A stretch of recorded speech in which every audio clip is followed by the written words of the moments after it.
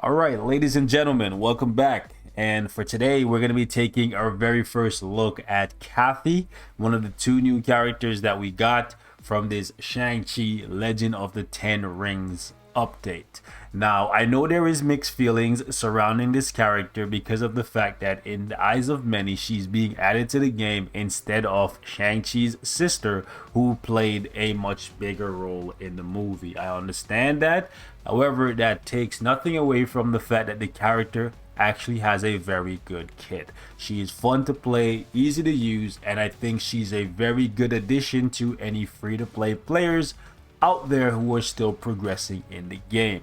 So, do not let your hatred for the fact that she got added instead of a character that you wanted blind you from the fact that she's a very useful tool, especially if you like Shang-Chi and you're going to have the character at tier 2 for a while. It's unfortunate that this character doesn't have an awakened skill or a tier 3, because we've grown accustomed to whenever we get new characters they get a tier 3 or a transcendence, just because of the fact that right now World Boss Legend is the big deal. So that's unfortunate because she's not going to be able to buff Shang-Chi the way how I would have liked it to be, because of the fact that you can see for yourself her leadership, right? Her leaderships give Shang-Chi 60% all attack. That's really good, or all basic attack. It's just all attack. Anyways, and then in addition to that, he would get, or all allies would get 18% crit rate, which is pretty good. And then on top of that, you can see right here, all allies receive critical damage increased by 30%, and then 30% ignore dodge. That 30% ignore dodge is actually very good for taking down Null, because he has high dodge, as we know by now. So the fact that this character can't be awakened, it really limits her usage and lowers her overall value. But at the end of the day, if you are a new player, a free-to-play player, a player with a growing roster, she's actually a very good character. She's fun to play, easy to use. The only thing that she's really lacking, outside of not having a tier 3 / an awakened skill, is the fact that she cannot heal. So that's kind of a bummer. I do like when my characters have the ability to sustain in a fight long term by themselves without relying on a support or a striker like Venom to heal them. Okay, so that's kind of a bummer, but overall I think the character has a very good design. The leadership is pretty good. It's unique to Shang-Chi getting that buff, and in addition to that, she gives ignore dodge and crit damage, so you can use her with any other character that you want to buff. And then her passive, her tier 2 passive, is really good. As you can see, guaranteed dodge to help her survivability, guaranteed critical rate to buff her overall damage, skill damage, and bonus damage is always very nice. And then in addition to that, she does have paralysis, and this arrow right here, you can charge it up and it does pretty good damage, in addition to the fact that it gives you a 50% all attack buff, some extra critical rate. And then on her third skill right here, you can see she gives herself 50% all attack, which is very good. So overall, the character got a very nice kit. She also has defense down, which will help her 60%, especially since primarily where you're going to be using her is Shadowland and World Boss Ultimate, until whenever time they decide to give her a awakened skill or a tier 3. So this is the build that I currently have for the character. I think it's pretty good. I gave her max attack speed. We gave her 74% crit rate, which is way more than she needs with the crit rate buffs that she offers. In addition to that, the crit damage is maxed out. Ignore defense is great. The dodge is nice. I decided to give her as much dodge as I possibly could, just because of the fact that she cannot heal, and I want her to be able to stay alive long term in very drawn out fights. And then in addition to that, for her tier 2 passive, she does get some guaranteed dodge, so it's always nice to give characters that have guaranteed dodge as much base dodge as possible. That way they have a higher chance of dodging incoming attacks. For her ISO set, I went with Power of Angry Hulk, just because I wanted the ability to give her as much HP as I could. Since she cannot heal, I want her HP pool to be as high as possible, so giving her 3 chaotic ISO all with HP will help her overall HP pool, right? And then she didn't really need the critical damage from overdrive, so I figured this would be better, and that way I could max out her attack speed as well. For the custom gear, I do not recommend giving this character a CTP, not because she doesn't deserve it, it's just because of the fact that she doesn't have a tier 3 or a transcended ability or awaken ability, whatever you want to call it, right?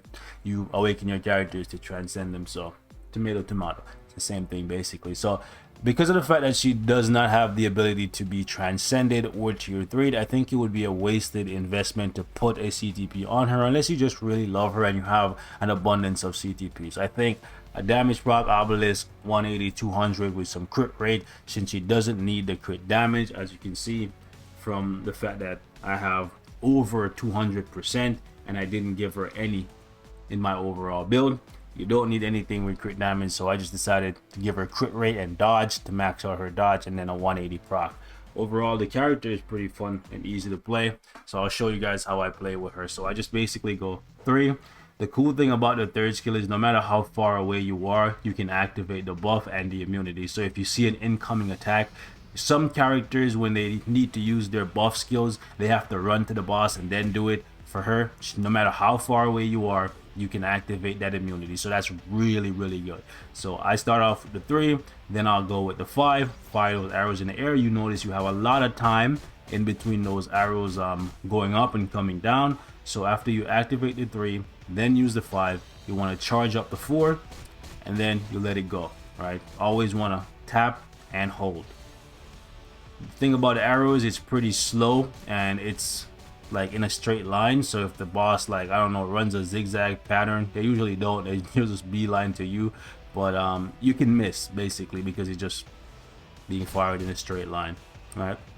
But it does have paralysis on it and it applies in world boss, so if they do get hit by it, it gives you some free time where you could do this. This 2 skill is actually pretty good. So after you use the 4, so like you go 3, 5, and then charge your 4, you could use 2 once they get paralyzed, and then when you see an attack coming in and you need to dodge it, you can just use the 1 skill because it's a full iframe, as you can see. Like even when she's making her way to them, she jumps in the iframe. See, it's pretty cool in my opinion. Usually when you have a 1 skill that's an iframe, you actually have to touch the enemy before the iframe starts. For her, the iframe starts long before she even makes contact, so that's pretty cool. So if you're in like trouble, you can always just use the 1 skill, and then not only does it allow you to safely perform some damage, but when you come down, as you can see, you're pretty far away. Well, you're a decent distance away, then you can just easily activate your 3rd skill. So overall, a very good kit. Do not let your hatred for the fact that she got added instead of a character that you wanted, right, blind you from the truth. She's good. Anybody tell you she's not good, they're just being a hater. That's just what it is. Let's jump in. Let's have some fun with the character. All right, so we're gonna run through stage 99 Proxima. Let's have a little bit of fun here because why not? 3, 5, 4.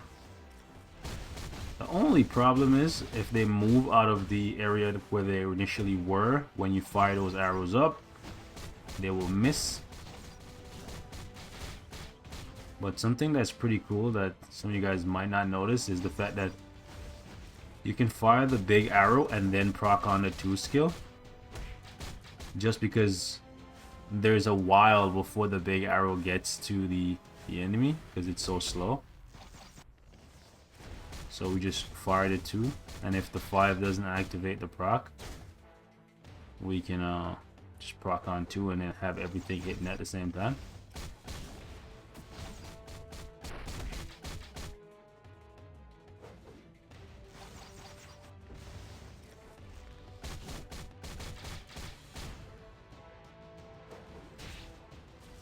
I think she's a pretty good free-to-play, new player-friendly character. Like, her skills are set up in a way where she's very safe. She keeps her distance, and unless something penetrates immunity, you're fine. Like, I honestly think they did a great job with her.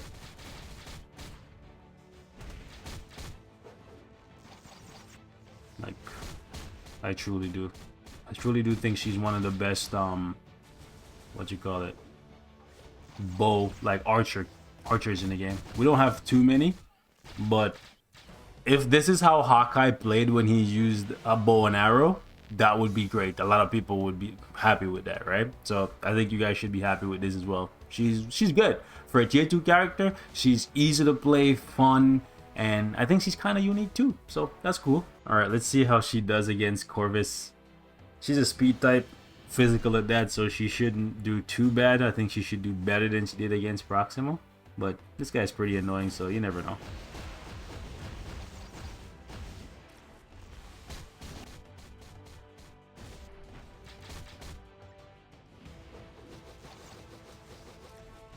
I wish the 4th skill arrows charged a little bit faster.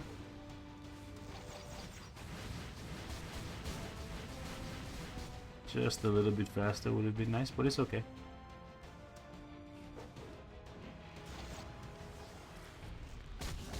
Or, you know what would have been cool?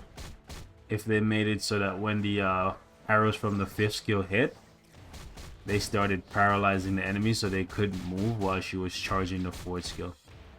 Just ideas for when they eventually give this character an upgrade.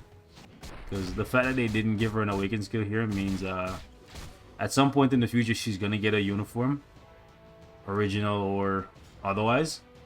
And when that does happen, that's when she's gonna get her awakened skill or tier 3.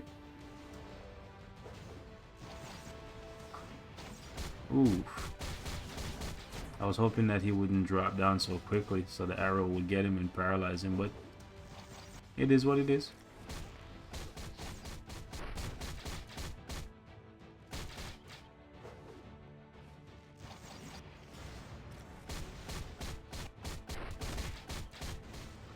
Alright. Gotta be careful with these blade twisters. Ooh, that dodge though. That dodge though. What it do, baby? Wait, does her 4th skill have ignore iframe? You guys see that? Like, is that a hidden buff? Like, it doesn't say anything about ignore iframe on the 4th skill, but okay, I ran into that because I'm a dummy. I'm too excited. Like, he was in an iframe about to hit me, but the 4th skill still hit him. I need to try and see if I can line that up again. Hold on. Go into an iframe. Go into an iframe, you bum.